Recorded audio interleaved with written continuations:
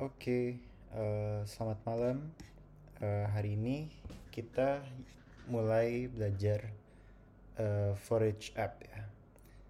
Jadi kalau mau di rewind lagi, sebelum-sebelumnya kita udah ngapain aja.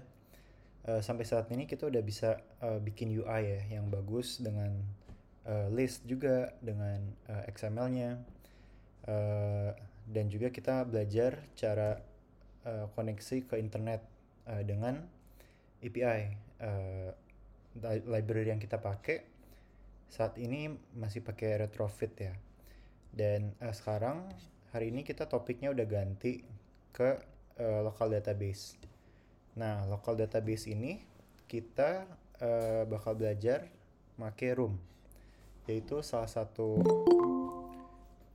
satu library dari Android Jetpack yang untuk untuk menyimpan di SQLite database. Dan yep, jadi sekarang oke, aku kirim dulu ya linknya biar bisa mulai. Nah, oke, halo Mas Yosua. Yuk. Nah, sekarang aku udah kirim linknya di chat.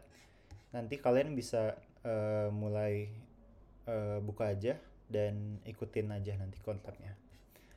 Oke, jadi kita coba next.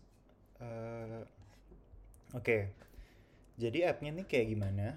Jadi app ini tuh dia temanya tema forage ya. Forage itu apa? Forage itu kayak semacam eh, aku lupa. Bentar, coba kita Google ya. Forage meaning itu seperti makanan ya. Eh, Ya pokoknya makanan. Nah, jadi kita bisa menyimpan app kita apa data-data makanan gini gitu. Nah, tampilannya gini awalnya kita bisa ngeklik floating action buttonnya ini, terus kita buka ke sini, terus kita ada beberapa edit text, kita bisa masukin namanya, lokasinya dari eh, kayaknya makanan yang dipetik gitu deh ini. Terus locationnya, terus eh, kalau dia di musimnya apa enggak, terus ada notes tambahan juga. Terus kalau kita udah add, nanti dia bakal muncul di list ini di yang home tadi yang di awal. Terus selain kita bisa nge-add, kita juga bisa nggak buka detailnya, jadi nge-view. Terus kita juga bisa nge-edit nih. Kita klik floating action button yang di sini. Dia berubah kan jadi logonya untuk ngedit, dan kita bisa ngedit gini. Pas ngedit kita bisa either nge-save editannya atau ngehapus ini, ngehapus datanya gitu. Nah, while the UI portion of this app has already been implemented, your task is to implement persistence in using your knowledge of Room. Nah, jadi kita make library Room gitu, which is part of Android Jetpack ya. Oke. Nah, sekarang kita coba buka dulu nih starter code-nya. Nah, starter code-nya ada di GitHub. Bagi kalian belum tahu, kalian bisa clone aja dengan cara copy. Terus di Android Studio-nya kalian bisa bentar, salah. Di sini kalian bisa get from VCS aja nih. Nah, kalian tinggal eh, teman-teman tinggal ini aja, eh, paste aja di sini gitu. Karena aku udah download atau nge-clone, jadi aku langsung buka aja di sini ya. Forage. Nah, oke. Okay. Sekarang kita coba clear dulu aja nih tab-tabnya. Kita explore code-nya dulu nih. Oke. Okay. Nah, sekarang udah ada nih code-nya di sini. Kita lihat isinya ada apa aja. Oke, dia punya base application di mana kita bakal make kelas ini ya buat kelas aplikasi kita ya. Nah, kita bisa di sini kan dia pakai base application kan, which is dari kelas yang tadi. Nah, ini. Terus kita lihat entry point-nya di mana? Entry point-nya di main activity. Kita lihat dia main, uh, intent filternya ada main sama launcher. Berarti dia mulainya di main activity. Nah, pas kita buka main activity, kita lihat nih, dia udah set toolbarnya, terus dia udah nge-set pakai binding, view binding. Terus kita lihat nih XML-nya. Jadi di sini kita lihat XML-nya dia punya toolbar satu sama ada I believe fragment ya di sini seharusnya. Ya, toolbar dan dia include layout content main. Jadi dia punya XML sendiri lagi di mana dia contain fragmentnya di sini gitu. Nah, kalau lihat fragmentnya tuh dia udah ngefill semua page-nya ya. Jadi dia pakai width-nya 0 dp, height-nya 0 dp, dan constraint-nya udah parent semua ya. Dan di fragment ini dia punya nav graph sendiri. Nah, kita lihat nav graph-nya. Nah, kita lihat kan tadi navigasinya dia bisa dari yang list awal sana. Terus kita bisa ngedit, maksudnya nge-add dulu. Terus dari nge-add kita bisa balik lagi ke sini. Dari gitu baru kita bisa edit di sini. Masuk ke detail, terus klik ini, kita bisa ngedit gini. Dan itu nav graph-nya. Nah, sekarang tugas kita tuh untuk make room database untuk melakukan operasi-operasi tadi kayak nge-write to database, terus nge-edit, terus nge-delete gitu. Sekarang kita coba nge-run dulu aja ya untuk lihat starter code-nya ini hasilnya kayak gimana. Oke. Nah,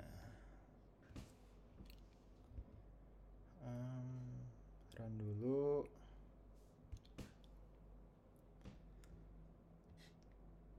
Sebentar. Oke, sambil nge-run kita baca ininya deh. Baca dari code labs-nya ya. Bentar.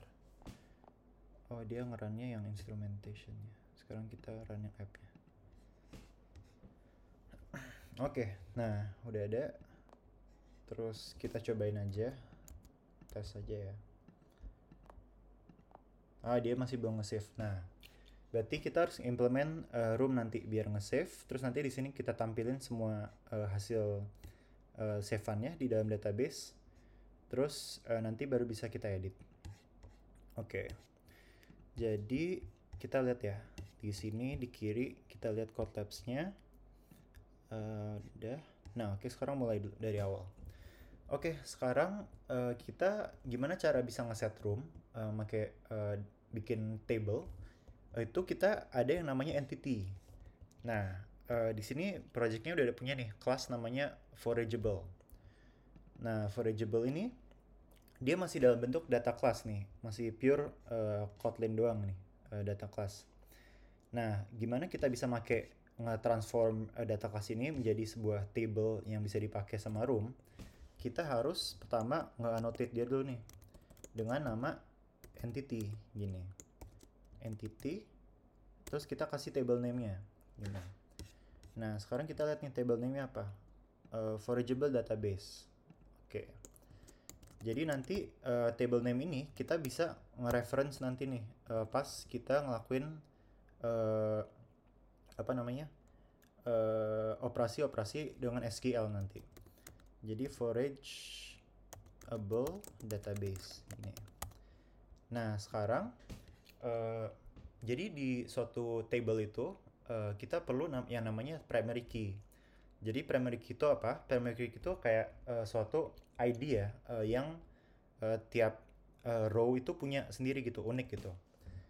Gimana kita add-nya? Kita tinggal kasih aja nih anotasi primary key. Terus kita harus ngedeclare-nya auto-generatednya harus true. Jadi tinggal gini aja.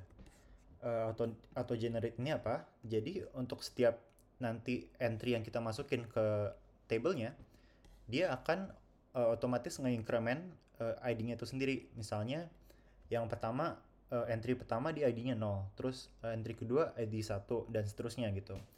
Jadi untuk tiap entry itu punya ID-nya yang unik sendiri gitu. Oke, sekarang kita ketiga, set the column name in season property to in season. Oke. Nah, kita tinggal bikin gini aja untuk ngeset column name-nya. Name sama dengan in season. Oke. Sebenarnya by default ya, semua yang ada di sini, field yang ada di sini itu column name-nya itu adalah nama fieldnya sendiri gitu. Misalnya ini ID, terus nama ini column name-nya name, terus address gitu.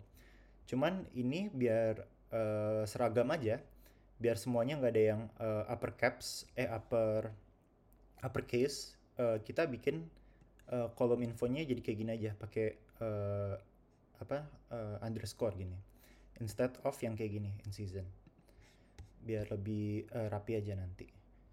Nah sekarang kalau kita udah selesai bikin entity-nya, berarti kita udah selesai nih bikin nge-setup table-nya, dimana nanti kita bisa pakai buat nge-insert entry-entry-nya. Sekarang kita harus implement DAO. DAO itu singkatan dari data access object. Jadi data access object itu apa? Data access object itu di ROM dipakai untuk implement method-method yang kita bisa operasikan pada database-nya gitu sendiri gitu. Misalnya kayak ngambil semua datanya yang ada, nge-query datanya, semua datanya, atau nge-delete, nge-insert, atau nge-update gitu. Nah sekarang ini udah ada to-do-nya, jadi gampang, kita tinggal ikutin aja. Misalnya pertama kita implement a method to retrieve all forageable from the database. Jadi gimana caranya? Itu kita tinggal pakai query aja. Query, terus kita pakai nih query SQL gitu. Kita bisa nge-select semuanya aja karena kita nge-retrieve all forageable kan. Jadi select ini bintang tuh artinya semuanya. Terus from, terus nama database yang tadi kita udah bikin gitu, itu namanya forageable database. Nah oke. Nah gitu, terus kita bikin functionnya fun get all forageable aja gitu, forageable. Nah kita lihat dulu dia nge-returnnya flow. Oke. Jadi kenapa kita pakai flow? Jadi untuk setiap jadi dengan flow ini setiap perubahan yang ada di database ini kita bisa kayak bakal terus nge-update gitu pas kita manggil function ini gitu. Misalnya kalau di database ada suatu entry yang dia diupdate, otomatis yang ini tuh bakal langsung ke update gitu, returnnya gitu. Jadi nggak perlu kita panggil ini lagi gitu untuk dapat updateannya itu gitu. Jadi kita pakai flow list, terus ini forageable. Oke-nya dia salah import. Nah perlu di note juga yang flow kita pakai itu bukan yang ini tapi yang coroutines. Kita lihat dulu nih yang coroutines. Nah oke. Jadi yang Kotlin X coroutines.flow. Nah, terus sekarang kita implement method yang selanjutnya. Sekarang kita harus retrieve forageable based on ID-nya. Jadi sama juga kita tinggal nge-query pakai SQL. Jadi select ini bintang aja semuanya from forageable. Nah, tapi sekarang kita ada where nih, dimana si ID ini adalah ID yang kita masukin di function ini gitu. Fun get forageable by ID gitu misalnya. Nah ID-nya kita masukin. Bentar, kita cek dulu ya ID-nya apa. Tipenya long, oke. Berarti long gini. Nah sekarang dia pakai flow juga biar nge-observe perubahannya yang nanti kalau ada. Terus di wrap pakai flow forageable-nya gini. Salah, karena di interface jadi nggak ada implementasinya. Oke, jadi udah. Terus sekarang selanjutnya kita insert nih, insert. Nah, perlu di note juga untuk IO operation itu lebih baik kita pakai suspend gitu, karena task yang dilakuin ini untuk misalnya nge-insert atau nge-delete atau nge-update ini dapat memakan waktu yang lebih lama gitu. Jadi kita tinggal gini aja, insert, terus on conflict, kita lihat nih on conflict strateginya replace gitu. Jadi untuk kalau misalnya kita nanti nge-insert suatu ID yang sama, misalnya di dalam tablenya udah ada ID misalnya satu, terus kita nge-insert lagi yang ID-nya satu juga. Nah, si ID, yang kita insert yang udah ada di tablenya tuh bakal di replace sama yang kita insert dari sini gitu. Jadi pakai ini aja, on conflict strategy dot replace.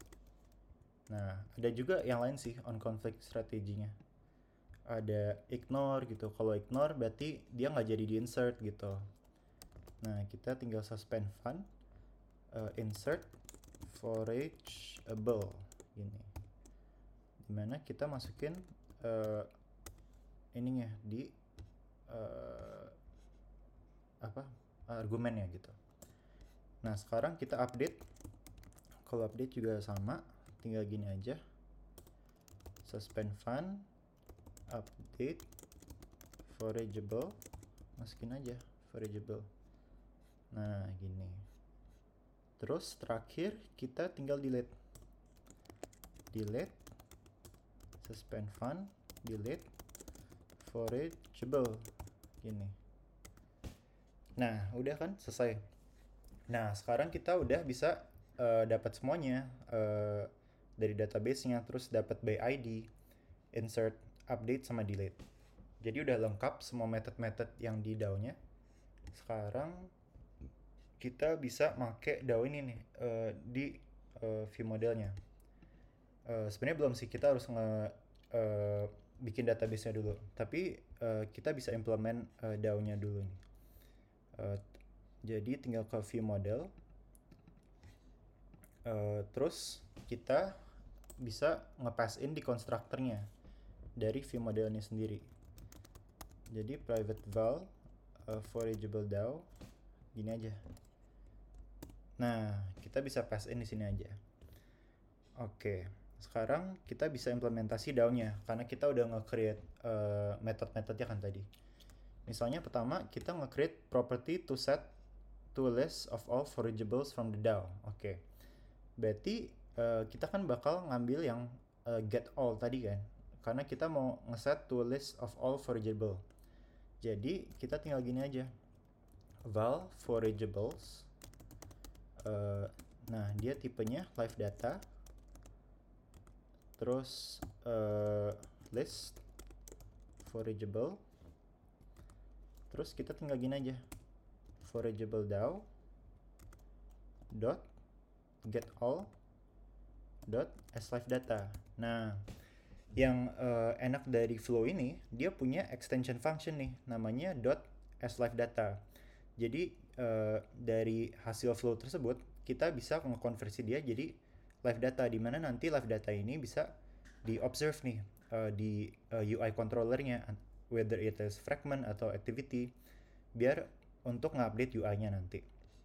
Oke, sekarang kita create method that takes ID long as parameter and retrieve forageable from the database by ID. Oke, berarti kita harus bikin method di mana dia nge-retrieve forageable-nya by ID.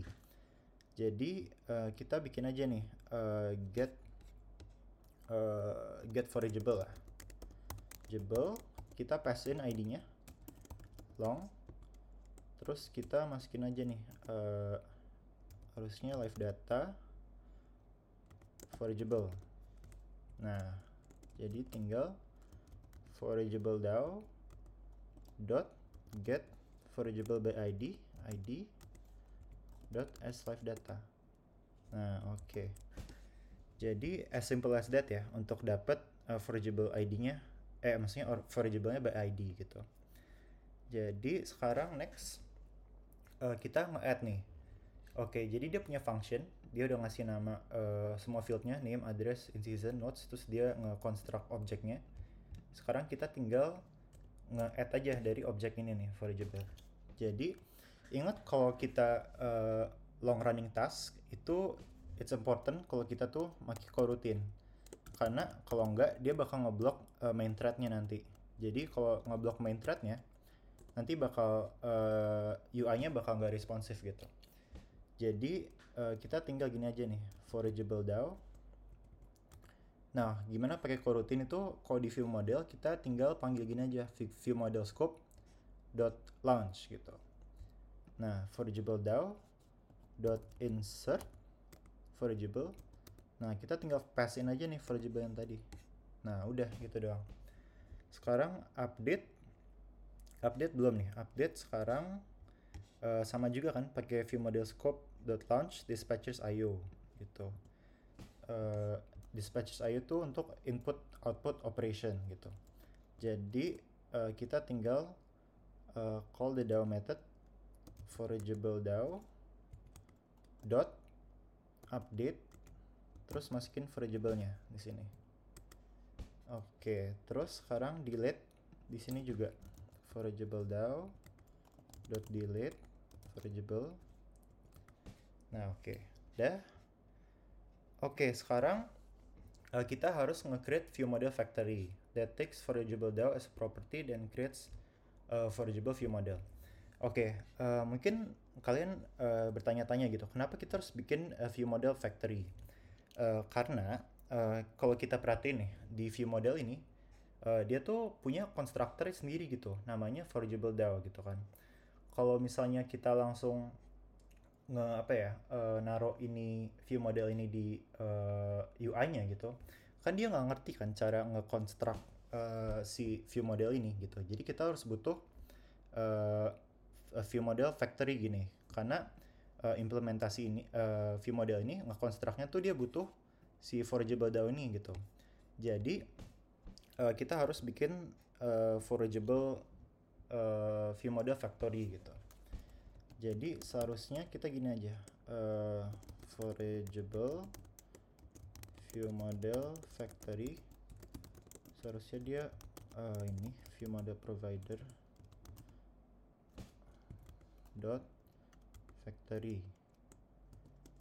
Oke, nah sekarang kita tinggal implement member aja ini. Terus yaudah kita pastiin dulu ya pertama, if model classnya ini is assignable from ini view model yang ini, forageable view model class, terus berarti kita tinggal return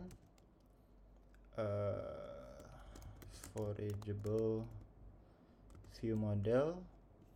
Sorry, ini berarti kita harus masukin dulu DAO-nya,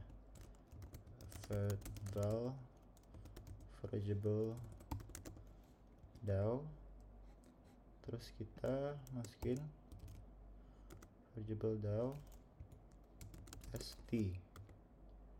Oke, terus kalau misalnya enggak, kita tinggal throw aja, throw illegal argument exception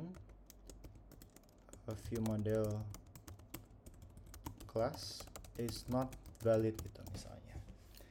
Nah, oke, sekarang udah nih kita selesai bikin view model factory-nya. Oke, sekarang selanjutnya udah. Oke, sekarang selanjutnya kita bikin database-nya. Oke, berarti untuk view model udah selesai. Kita harus bikin database-nya. Oke, jadi untuk database ini tuh selalu kita nge-create-nya tuh abstract class gitu, karena library room ini tuh kalau kita udah create abstract class gini, room sendiri nih yang bakal bikinin semua kode-kodenya gitu untuk nge-construct database ini sendiri gitu. Beda kalau kita pakai SQLite doang gitu. Kalau SQLite gitu kan kita harus banyak boilerplate code yang perlu kita create sendiri. Nah, enaknya room ini, kita gampang nih, tinggal bikin abstract class, dia nge-extend room database doang. Terus kita tinggal bikin gini aja nih, add database, terus kita entitiesnya ada, bikin aja tadi table name-nya forageable class, terus ada lagi versionnya, karena ini baru pertama kali jadi versionnya 1 aja. Terus export schema false. Oke. Export schema ini apa? Export schema ini tuh basically kalau kita punya database ini, nanti pas ke construct dia bakal nge-generate JSON file gitu loh, untuk apa ya? Untuk nampilin schema dari database-nya gitu. Kayak misalnya ada kolom apa aja, terus bentuk table-nya kayak gimana, kayak gitu, dalam bentuk JSON. Karena kita nggak perlu, kita bikin false aja gitu.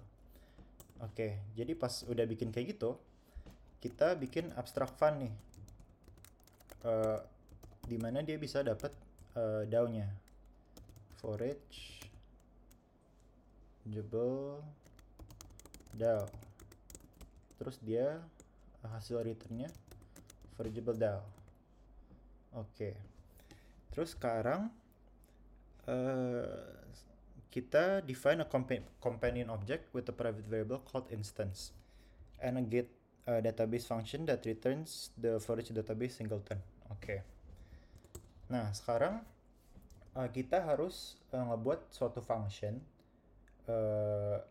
di dalam sini, dalam bentuk companion object, untuk dapat instance dari database ini gitu. Kenapa dia singleton? Bagi yang belum tahu, singleton tuh apa? Singleton tuh basically dimana instance dari kelasnya itu yang bakal di-generate itu satu doang gitu. Jadi sangat penting ya untuk biar database ini tuh pastiin bahwa objek yang diciptakan itu cuman sekali gitu. Kalau misalnya 2 kali, 2 instance, kan bingung gitu makanya, ntar bakal error gitu, kayak ini kok database-nya ada 2 gitu, padahal kan di satu aplikasi harusnya ada satu doang kan gitu, dimana ada satu source of truth gitu untuk kita dapat data-datanya gitu. Jadi makanya kita harus pakai singleton gitu. Jadi kita bikin aja nih companion object ini, terus kita pakai volatile, terus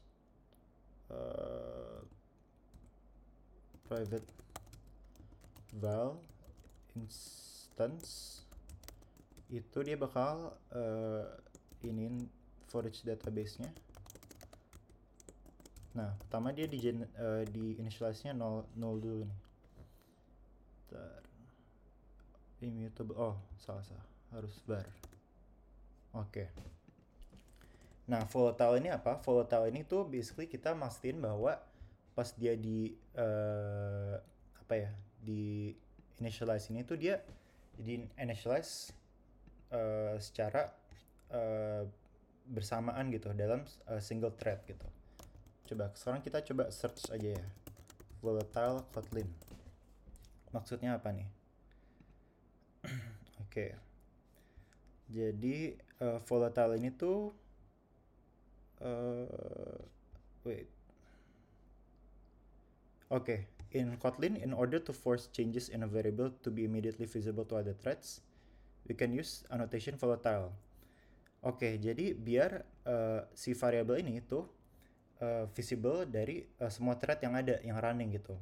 Karena kan kalau misalnya karena bisa aja gitu kita nge-generate objek ini tuh tiba-tiba ada di thread yang lain gitu. Kalau misalnya di thread yang lain bisa ke initialize juga objeknya, itu kan bisa jadi instance yang diubah, yang di create itu kan lebih dari satu gitu.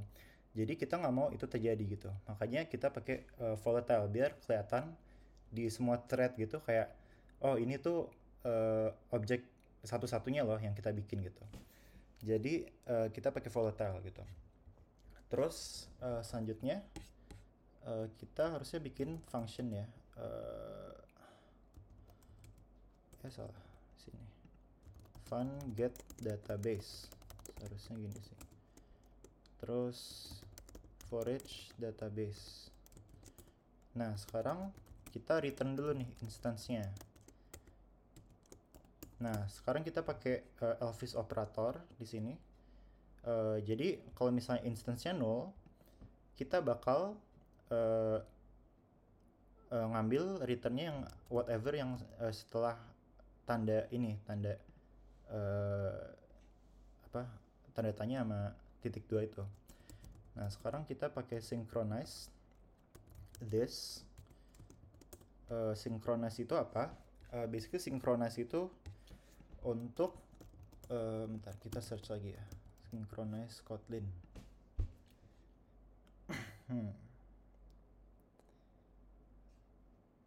Oke.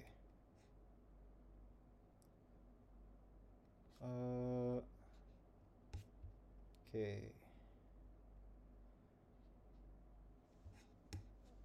Wait, ini kepanjangan. Ini aja yang dari.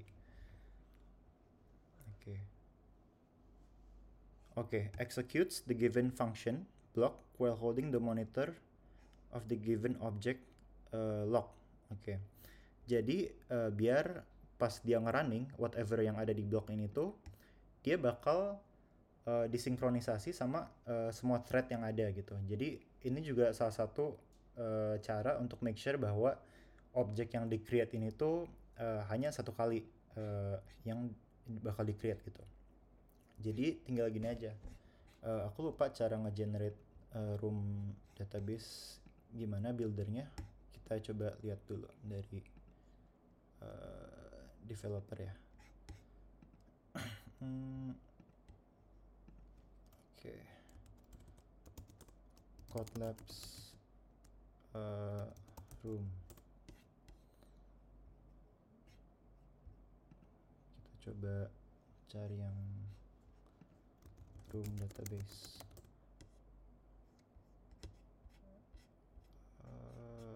Bentar, kita coba cek di sini.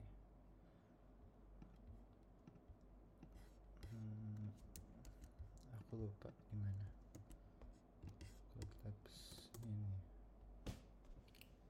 Udah bener ya. Room view process data with room. Oke. Nah, ini create database instance. Oh iya, benar. Ini. Oke. Kita lihat aja ya ini. Nah, dia pakai singleton juga design patternnya. Oke, sekarang berarti this kita bikin instance-nya nih. Pakai builder room.database builder. Kita masukin konteksnya. Context dot application. Oh, di sini kita masukin context dot application context. Terus ini kita make forageable database. Forage database doang. Class.java. Kita kasih nama database-nya apa? Ya udah, kita kasih nama jadi forage database aja ya. Gini. Terus fallback to destructive migration. Ini apa? Ini tuh artinya kalau misalnya kita naikin versi, misalnya versi 2 gitu. Misalnya ada suatu field yang kita tambahin gitu. Misalnya di table kan sebelumnya kita cuman ID, name, address, season notes gitu. Misalnya kita nambahin nih field baru.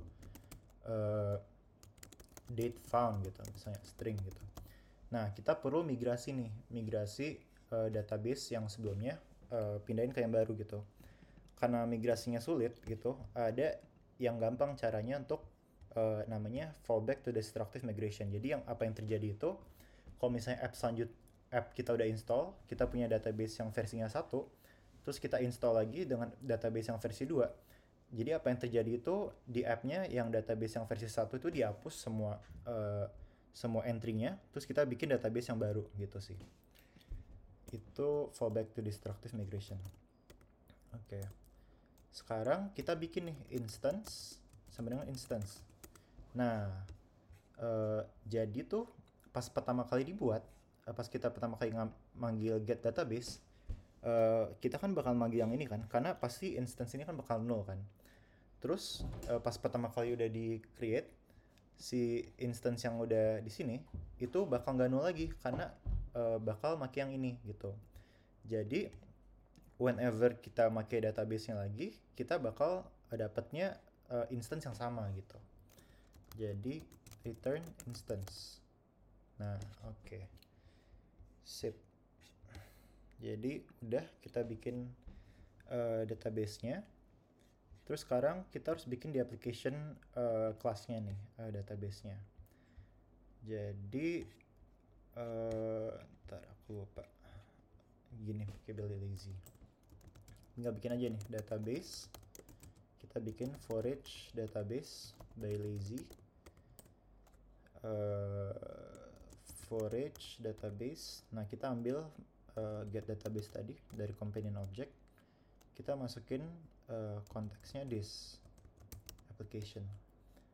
Jadi kenapa kita initialize di application? Karena kita mau dapat konteks dari seluruh aplikasinya itu sendiri gitu kan. Karena database ini kan dipakai untuk seluruh aplikasinya gitu. Jadi ya udah selesai untuk ini. Sekarang kita implement logiknya nih di fragmentnya. Oke, pertama kita ke forageable list dulu nih, forageable list fragment. Oke, refactor. Oke. Nah, karena tadi kita nambahin konstruktornya di forageable view modelnya, kita harus refactor nih, gimana kita nge-initialize-nya. Karena kita kan punya view model factory kan tadi, jadi kita tinggal pakai aja sih. Jadi forageable view model factory ini, terus nah activity ini tuh punya get application nih, base application, biar kita bisa ngambil si application ini tadi kan, .database.forageable DAO. Oke. Karena kan kalau kita lihat tadi, dia forageable factory, dia nerima DAO-nya kan.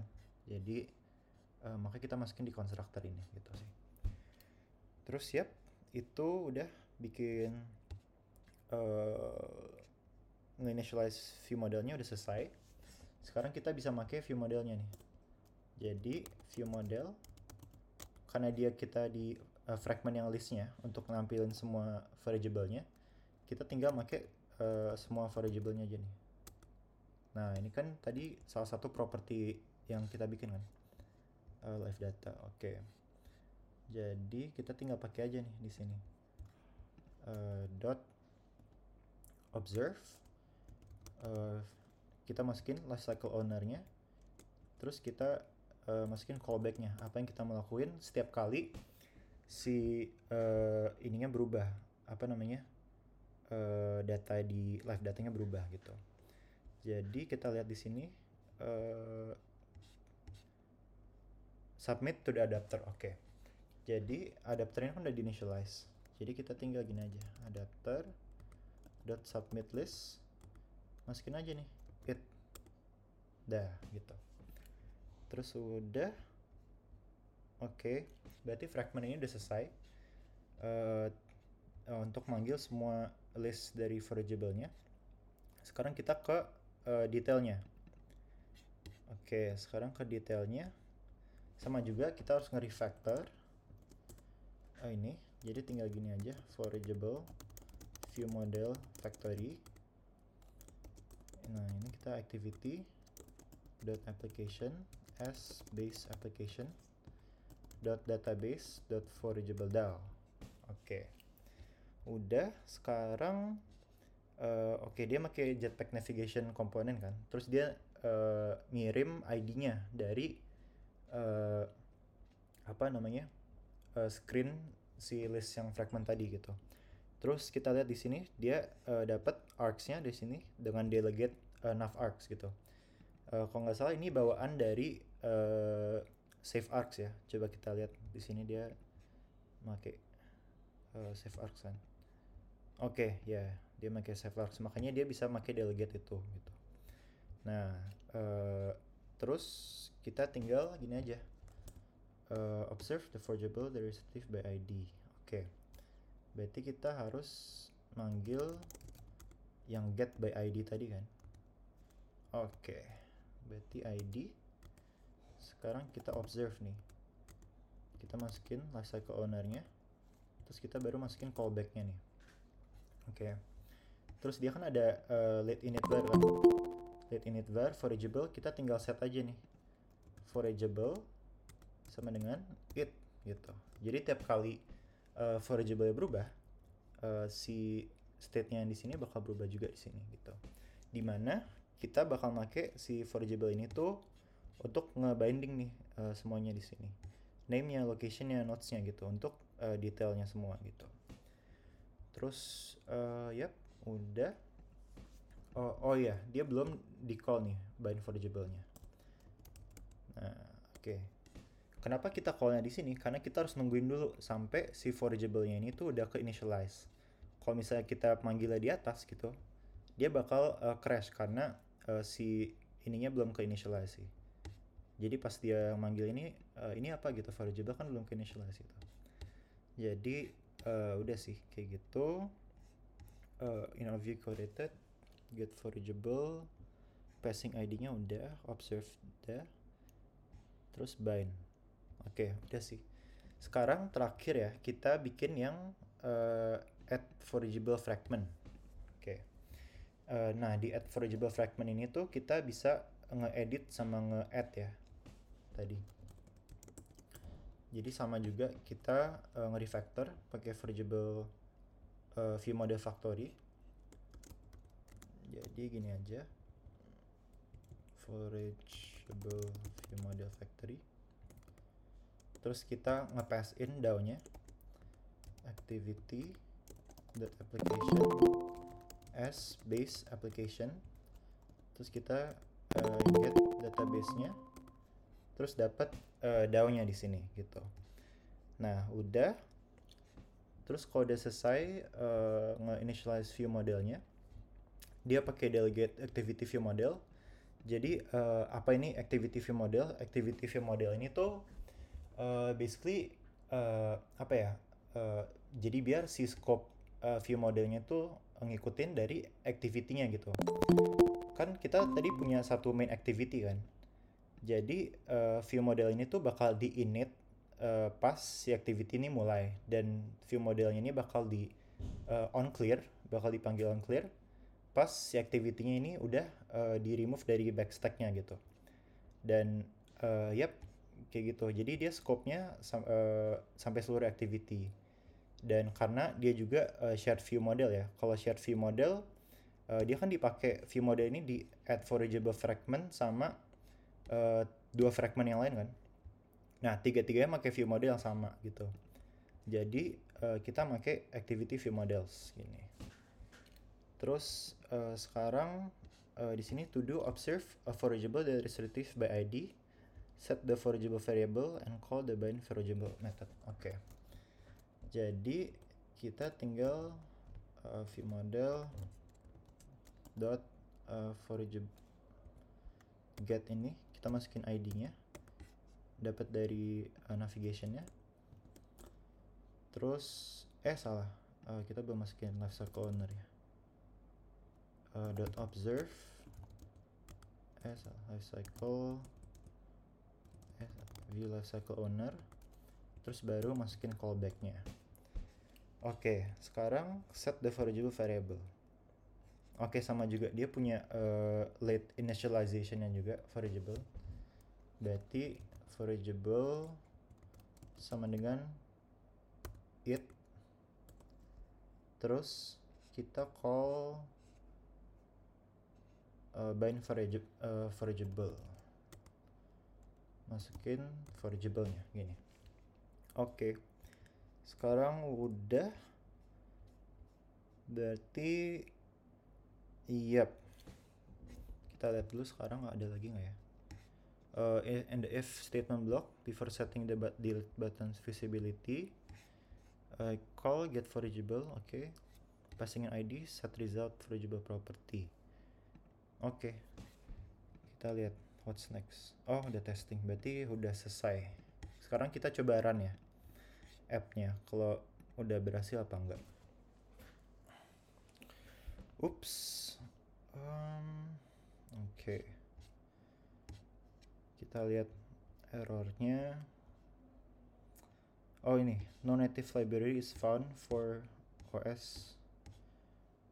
Oke, kayaknya ada yang salah sama library-nya nggak compatible sama versi Mac-nya kayaknya. Jadi kita harus ganti versi sih harusnya. Bentar, kita cek dulu di sini di implementation-nya. Room ya, room version. Oh, udah di sini. Kita lihat dulu versinya 2.3.0. Oke. Bentar, kita lihat latest versionnya dulu ya. Latest versionnya apa? 2.4.2. Oke, berarti kita coba ubah jadi 2.4.2. 2.4.2. Oke. Kita sync, kita coba run lagi. Oke. Bin compile SDK specified ini. Oke. Compile SDK-nya. Compile SDK-nya 30. Oke, berarti kita harus nyesuaiin juga jadi 31. Oke, build successful. Sekarang coba run ya, semoga jalan.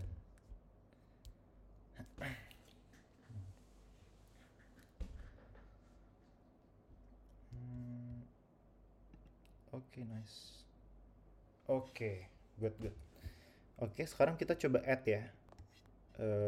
Misalnya name-nya Terong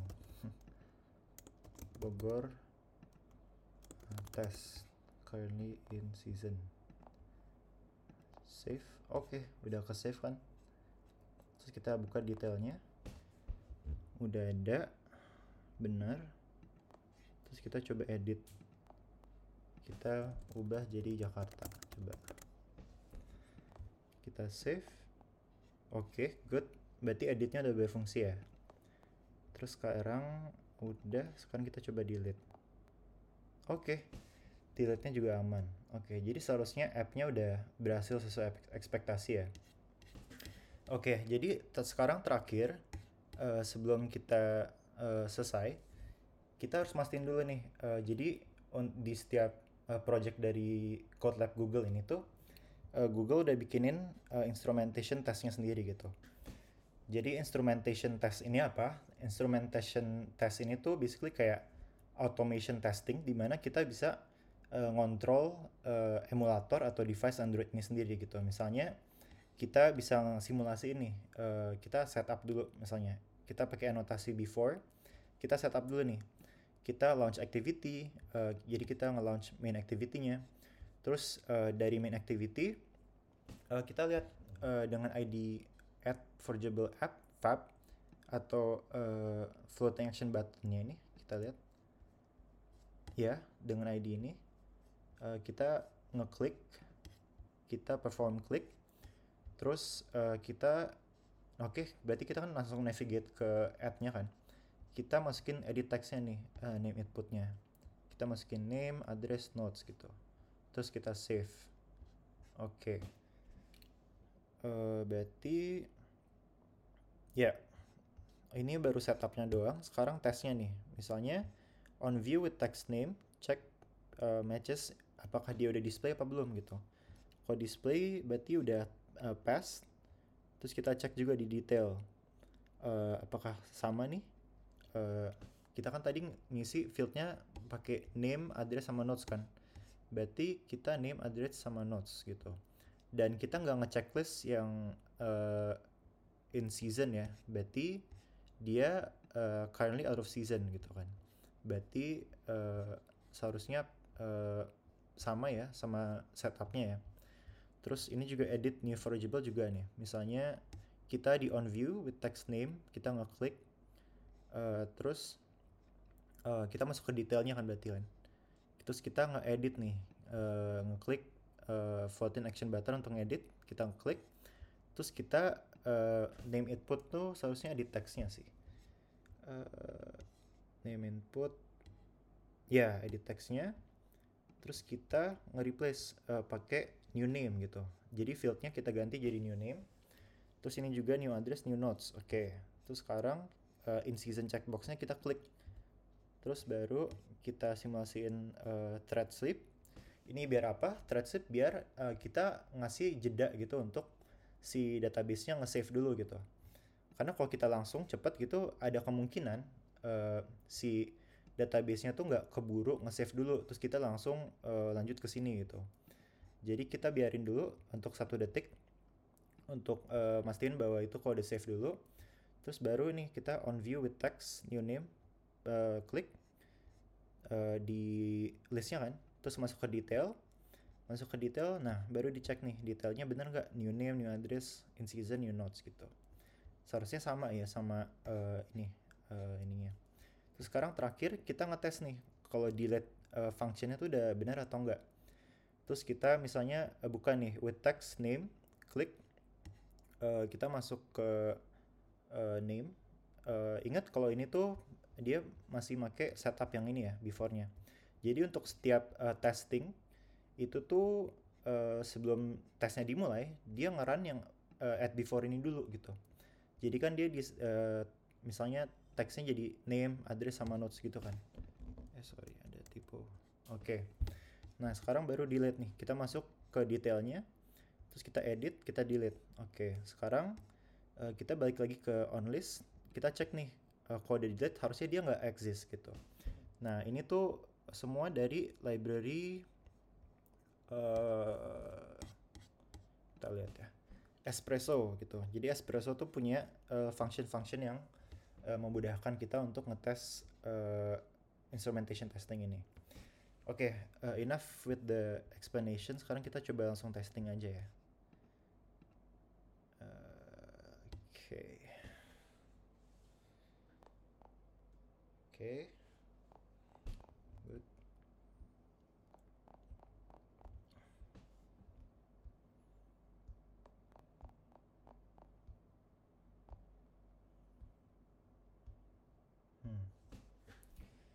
Oke, jadi test pass 4-4-nya dan ya our app is working fine. Dan ya that's it for today. Oke, kita lihat. Oke, gimana? Ada pertanyaan?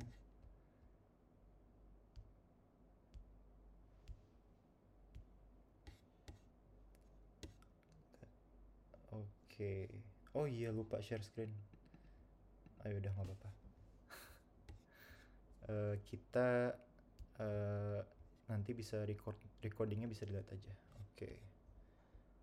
Jadi ya thank you udah datang. Kita bisa end code ulang session hari ini. Jadi thank you and good night. Dadah.